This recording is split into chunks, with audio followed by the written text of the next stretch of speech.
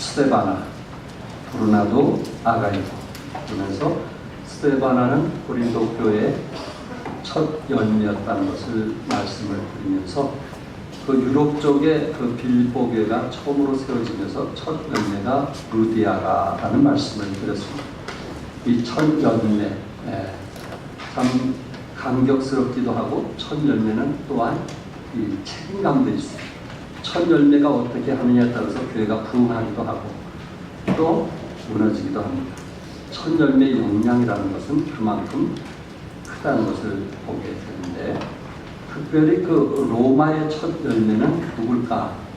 만약에 그렇게 묻는다면 저는 백부장이 아닐까 이렇게 말씀을 드리고 싶습니다. 오늘 특별히 백부장, 지난주에는 스데바나가 이제 그 시험했다라는 말씀을 드렸고요. 오늘은 감동케 하는 사람. 과연 예수님의 마음을 감동케 한 사람이 누굴까? 바로 백부장입니다. 백부장이 무슨 그 수고를 통해서 예수님의 마음을 감동케 했습니까? 첫째, 백부장은 사랑이 많았다는 것을 말씀을 드립니다. 그 5절과 6절에 보면 그 6절에 주여 내 하인이 중풍병으로 집에 누워 몹시 괴로워하나이다. 백부장은 하인을 사랑했습니다. 자기가 함께 거느렸던 그 하인을 사랑했던 이 사실을 보고 예수님이 깜짝 놀랐던 것입니다. 사실 백부장은 팔레스타인에 주둔하고 있는 로마 군대의 장교입니다. 팔레스타인은 그 당시 로마의 식민지입니다. 그러니까 점령군으로 주둔하고 있는 로마 군대의 권세와 행포는 그 당시 아마 하늘을 찌르는 그런 시절이 아니었을까. 로마 군대의 한 군단이 6,000명입니다. 6,000명.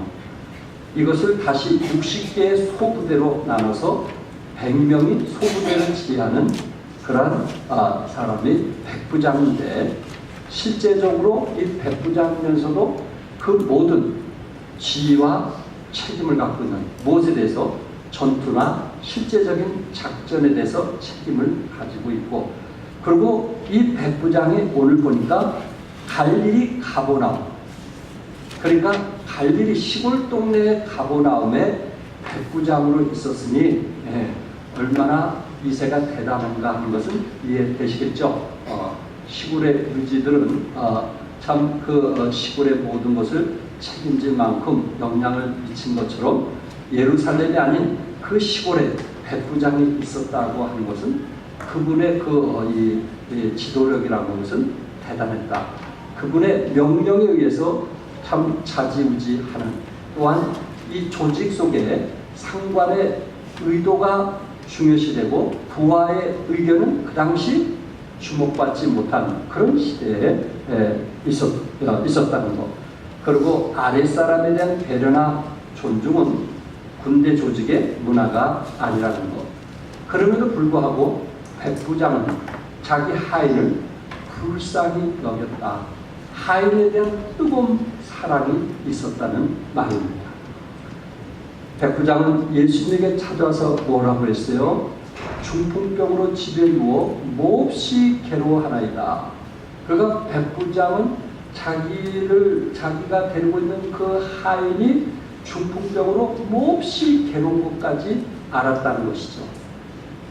물론 그의 노예, 그의 종인 것은 틀림없지만 그의 노예에 대해서, 종에 대해서, 하인에 대해서 관심을 가졌던 백부장의 아름다운 모습을 보게 됩니다. 주석학자 윌리엄 바클레이, 이 바클레이 주석을 목사님들 치고 아니가 이 책을 갖지 않은 사람은 거의 없을 겁니다. 워낙 유명한 주석이기 때문에. 근데 이분이 말할 때 뭐라 하냐면 로마사에서 주인은 종의 생사 여탈권을 갖고 있었고 노예들은 물건이나 짐승과 다를 것이 하나도 없는 존재였다라고 말하고 있습니다. 짐승과 노예의 차이점은 뭐냐면 단지 노예는 말을 한다는 것뿐이라는 겁니다. 짐승처럼 그 당시에 취급을 했다는 것. 물건처럼 취급을 했다는 거예요. 그런데 지금 백부장은 이렇게 그 당시 짐승처럼 취급했던 그 노예가 중풍병 걸려서 몹시 괴로움을 알고 예수님에게 찾아와 무릎을 꿇습니다. 그리고 자기의 그 하인을 좀 낫게 해달라고 간청을 하게 됩니다. 체면과 위신을 다 졌고 오로지 자기와 함께 했던 하인을 위해서 예수님 앞에 백부장이 무릎을 꿇는, 여러분, 중풍병은 치료하기 어려운 그 당시 난치병이었습니다. 그러니까 자기 하인이 치료가 된다 할지라도 그것은 일꾼의 노릇은 거의 불가능한, 오히려 밥만 축내는 그런 쓸모없는 사람인 것에 불과했지만은, 그럼에도 불구하고 백부장은 자기 하인을 위해서 기꺼이 예수님에게 무릎을 꿇고, 그는 지도자로서, 권위자로서, 어떻게 보면은 식민지를 이끌어가는 그런 통치자로서 그런 위치에 있음에도 불구하고 예수님께 무릎을 꿇습니다. 그리고 그 하면을 좀 낫게 해달라고 간청했던 백부장의 모습을 보게 된 것입니다.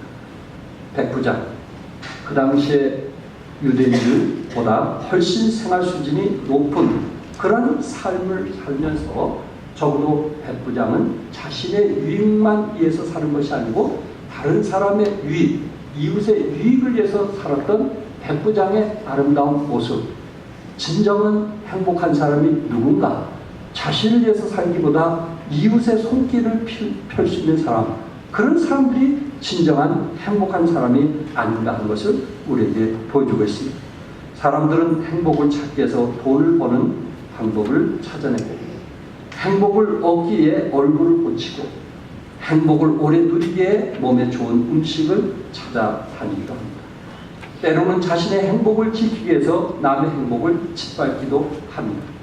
그러나 이런 풍요의 시대에 우리의 마음은 여전히 행복하지 못합니다. 인간의 욕망은 갈수록 커지고 행복의 사이클은 짧아지고 있습니다. 탐욕과 행복의 불행한 연결고리를 끊는 방법이 무엇일까? 유한한 자원을 놓고 벌이는 끝없는 행복 전쟁을 끊을 수 있는 방법은 예수님의 마음을 담는 것인데, 결국은 이웃을 사랑하는 것입니다.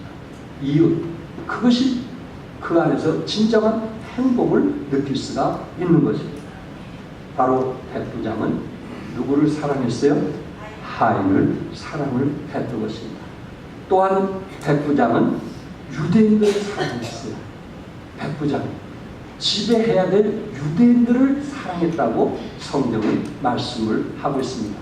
마태복음과 거의 같은 관점에서 기록했던 누가복음 7장 4절과 5절, 그 중에 5절에 보면 그가, 백부장이 우리 민족을 사랑하고 또한 우리를 위하여 회당을 지었나이다, 이렇게 말하고 있습니다. 그러니까 유대 장로들이, 유대 나라의 나이가 많이 드신 어르신네들이 지금 주님께 백부장의 청을 보고서 뭐라고 얘기했어요?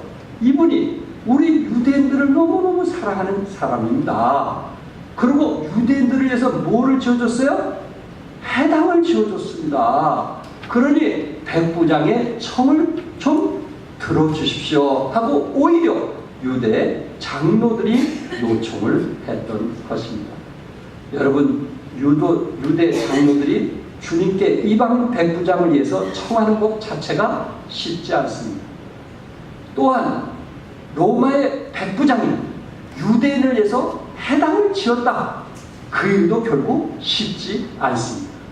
회당을 지을 수만큼 얼마나 여유 있는지 모르겠지만은 유대인들이 지어도 시원찮은데 오히려 유대인이 아닌 로마인이, 또한 백부장으로서 참 이스라엘 나라를 다스리기 위해서 온 백부장이 자기의 주머니에 돈을 털어서 회당을 지었다는 것은 대단한 것 아니겠어요?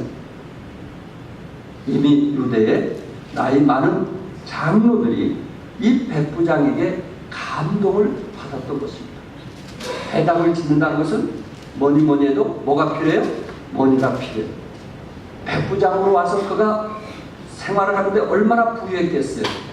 물질적으로 얼마나 부유했겠어요. 권위는 있을지라도, 생활에는 조금 여유 있을지라도 회당을 지을 만큼 그렇게 여유 있는 사람은 아니었을 것인데, 여기에 백부장은 그 당시 가난하고 어려운 유대인들을 위해서 회당을 지어줬다는 놀라운 간증거리입니다. 여러분, 백부장은 이웃을 사랑했고 유대인들을 사랑했고 식민지 백성들을 사랑했던 이 사실 때문에 예수님의 마음을 놀라게 했던 것입니다. 최근에 우리 주변에 있는 누구를 우리는 사랑하고 있습니까? 혹시 나만 살기 위해서 애쓰고 있는지, 나만 살기 위해서 수고하고 있는지, 그렇지 않은 내 마음속에 또 다른 사람에 대해서 기도하고 걱정하고 염려하는 사람이 있는지 한번 우리 자신들을 돌이켜보고, 내 자신의 유익을 위해서 생각하는 사람은 불행한 사람이 될 것이고, 남을 위해서 살려고 하는 그런 마음을 가지고 사는 사람은 진정한 행복한 그리스도인이 될 것입니다. 우리가 자기 자신에 대한 관심의 옥에서 벗어나지 못하고 사는 이유가 무엇일까요? 한마디로 자신을 초월하지 못하기 때문에 그렇습니다. 자신을 좀 뛰어넘어야 이웃들이 우리 눈에 보이기 시작하는데, 어떤 사람은 평생 살아가면서 이웃들에 대해서 손톱만큼의 관심도 갖지 못하고 사는 사람들이 있을 수 있다는 것입니다. 자기 자신에게만 함몰되어 살기 때문에 그렇습니다. 건강한 자아상은 내가 나 자신의 인생에 초점을 두고 살 때 만들어지는 것이 아니고, 오히려 자신을 초월해서 남을 위해서 살아갈 때, 이웃을 위해서 살아갈 때 진정한 행복한 그리스도인이 될 것입니다. 책 중에 희대의 소망, 자기 이름을 따서 희대의 소망이라는 책을 쓴 분이 있는데, 이분은 이희대 소장이십니다. 영동 세브란스 암 환자를 치료하는 암센터의 소장이십니다. 그의 지위가 얼마나 높은지 아시겠죠? 그런데 영동 세브란스 암 환자를 치료하던 이분이 암 환자가 된 겁니다. 2003년도에 직장암 진단을 받고 간과 골반까지 퍼진 암과 투병하고 대장 절제를 했습니다. 그리고 간 전염 수술 등 3차례나 받으면서 투병을 하게 되었습니다. 이분은 암사기.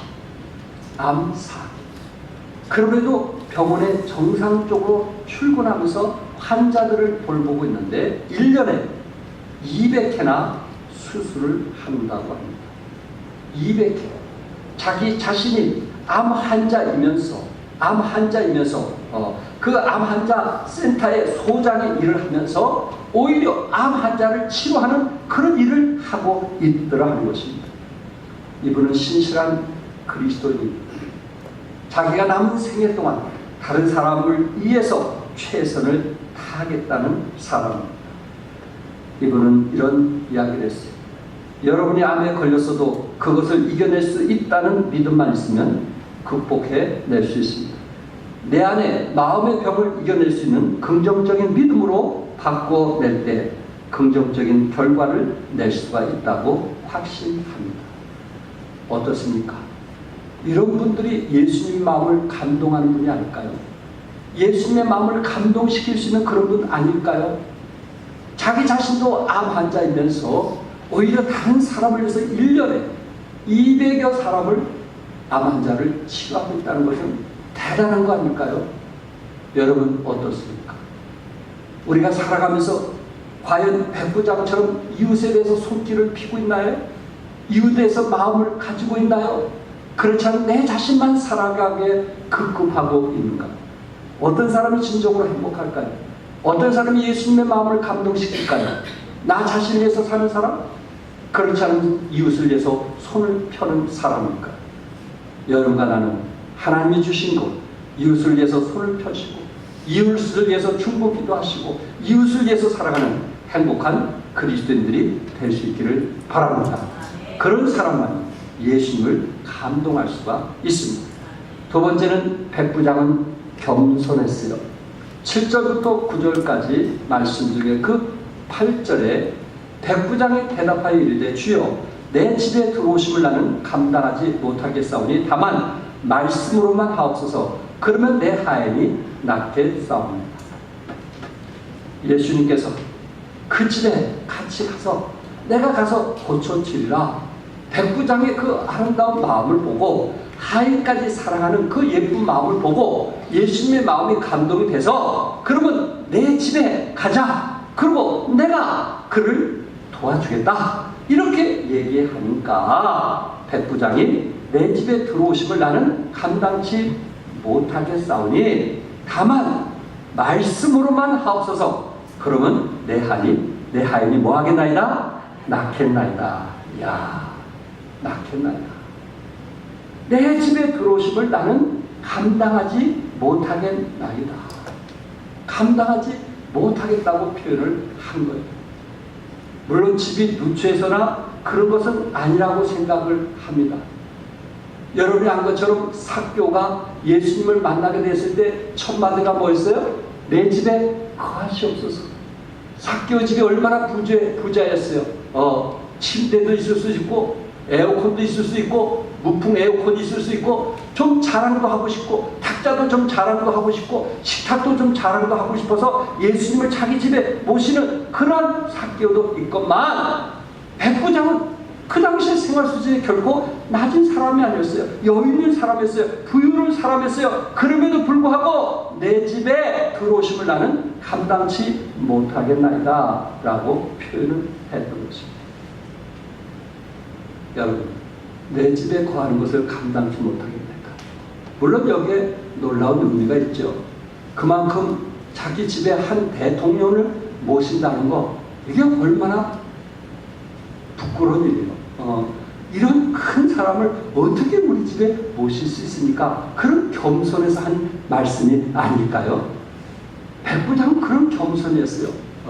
만왕의 왕이시여 만주의 주신 예수님, 나도 하인을 거느리지만 내가 명령하면 하인들은 순종합니다.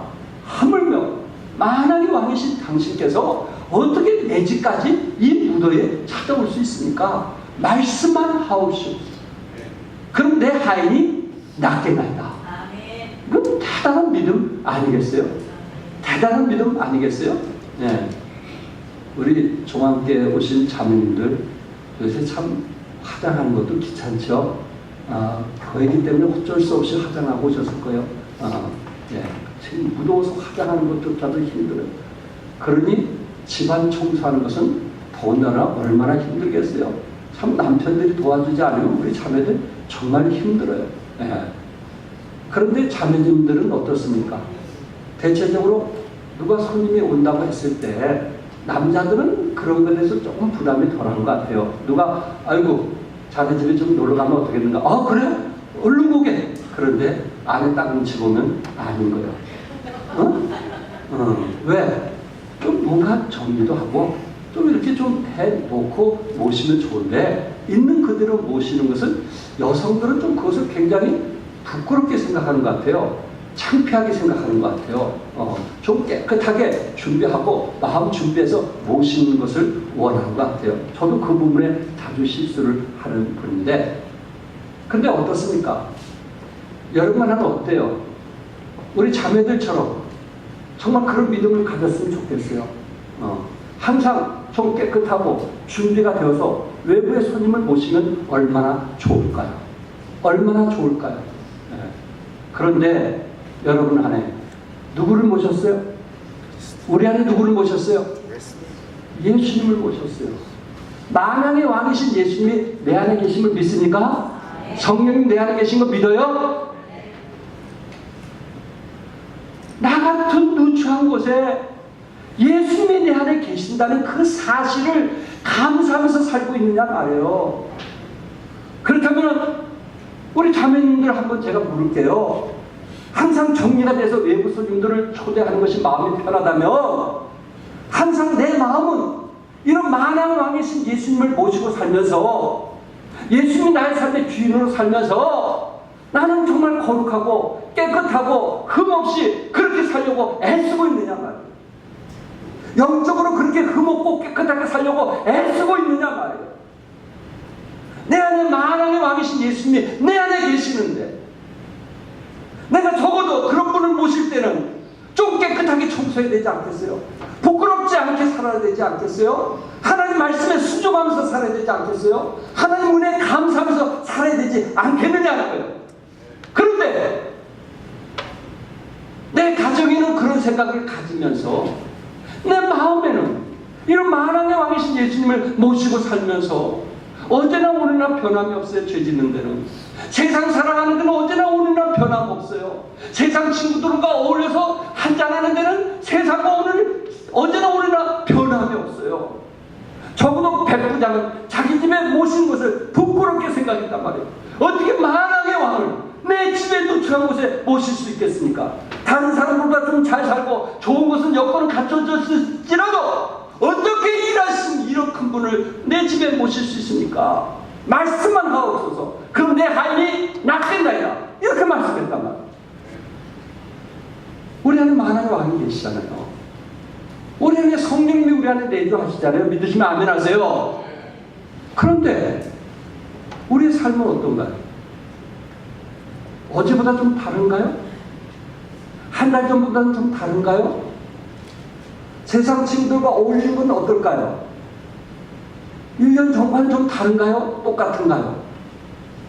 이런 하나님을 모시고 살면서 예수님께서 내가 거룩하니 너희들도 뭐할지라? 거룩하라고 말씀했단 말이에요. 그럼 내 삶은 거룩해야 되겠어요? 거룩하지 말아야 되겠어요? 거룩한 삶을 살아야 되는 거예요. 왜? 만왕의 왕을 모셨으니까. 정말 내 몸이 성전이니까 이 성전으로 죄를 지면 되겠어요? 안 되겠어요? 죄를 지을지라도 주님 용서해 주십시오. 회개하고. 그리고 내가 생각지 않은 부끄러운 일을 했다면 하나님 용서해 주십시오. 우리 주님 같은 만왕의 왕을 내가 모시면서 또 이런 실수를 했습니다. 항상 우리가 주님께 자백하고 고백하는 게 주일 아니겠어요? 그런데 그런 죄를 지고도요. 똑같은 생활을 하면서도요. 얼굴색 변화가 안 되는 거예요. 마음에 전혀 죄책감을 느끼지 못하는 거예요. 이렇다면 과연 그 사람을 그리스도인이라고 말할 수 있을까요? 과연 이런 사람이 하늘의 소망을 두고 살 것이라고 말씀을 드릴 수 있을까요? 비록 우리가 넘어질 수도 있어요. 죄는 질 수도 있어요. 그러나 우리가 하나님을 경외하는 사람으로서 이렇게 살면 안 되지 하고 뭔가 내 마음에 갈등이 있고 아픔이 있고 그래서 그렇게 살지 않으려고 뭔가 애쓰는 그런 마음이 우리에게 필요하지 않을까? 하나님 말씀대로 내가 순종하지 못했을 때 세상 것은 완벽하면서 하나님 앞에서는 죄를 반복해서 지면서 전혀 그것이 죄로 여기지 않는 그런 삶을 산다면 만왕의 왕을 모시면서 이게 얼마나 부끄러운 일이냐. 우리는 완벽할 수 없지만 그러나 우리는 온전히 지려고 애쓰는 그리스도인들이 될 수 있기를 바랍니다. 하나님을 기쁘게 하는 게 아니에요. 배부자는 내 집에 모시는 그 자체 그것보다도 내 집에 오시는 그것보다도 주님 말씀만 하시옵소서 내 하인이 낫겠나이다 한 믿음을 가졌다는 것. 그 백부장이 얼마나 겸손한 사람인가 하는 것을 우리에게 말씀을 하고 있습니다. 적어도 백부장은 군인으로서 명령에 복종하고 권위에 굴복해야 한다는 것을 누구보다도 잘 아는 사람입니다. 그런데 지금 그가 하는 말은 예수님께서 그 누구보다도 큰 권세를 가졌다는 것입니다. 유대인들은 예수님이 하나님의 아들을 믿지 않았지만 바다를 잔잔케 하신 크신 하나님 것을 알았고 만왕의 왕이신 것을 알았고 만주의 지은 것을 아셨고 우리를 구원하기 위해서 오신 예수님이라는 사실을 백부장은 믿었다는 겁니다. 유대인들은 예수님이 하나님의 아들이라는 것을 받아들이지 않고 배척했을지라도 백부장은 예수님이 올가신 분인 것을 알고 주여 당신이 내 집에 오는 것을 어떻게 제가 받아들일 수 있습니까? 그냥 여기서 말씀하십시오. 주님 오시지 않고 말씀하십시오. 그는 겸손했어요. 지난 2000년 말 영국의 이코노미스트지가 세계 석학들에게 질문을 던졌다고 해요. 세계 석학들, 정말 뛰어난 석학들에게 질문을 던졌다고 합니다. 인류가 20세기에 반성할 점은 무엇이며 21세기에 갖춰야 될 덕목은 무엇인가? 반성할 것과 덕목, 그것을 석학들에게 질문을 했다고 합니다. 이 질문 속에 많은 석학들이 제시한 답변이 뭐냐면 지식적 겸손이었다고 합니다. 지식적 겸손. 알수록 사람이 겸손해야 된다. 배울수록 사람이 겸손해져야 된다. 알수록 배울수록 교만한 것이 아니고 겸손해야 된다. 상대방을 세워줄 줄 알아야 된다. 이게 석학들이 그 질문에 답변을 한 것입니다. 우리는 정보시대에 무엇이든지 여러분 쉽게 필요를 아는 그런 시대에 살아가고 있습니다. 그러나 겸손을 공부할 기회는 줄어들고 있습니다. 겸손한 사람은 점점 더 만나기 어려지는 그런 시대에 우리는 살아가고 있습니다. 신학자 어거스틴은 천사를 마귀로 만드는 것은 교만이고 인간을 천사로 만드는 것은 뭐라 했어요? 뭐라 했어요? 겸손이라고 얘기했어요. 천사를 마귀로 바꾸는 것은 교만이다. 인간을 천사로 만드는 것은 겸손입니다. 하나님은 교만한 자를 물리치고 겸손한 자에게 은혜를 주신 줄 믿습니다. 교만은 패망의 선봉이요 거만한 마음은 넘어짐의 지름길이 되는 줄 믿습니다.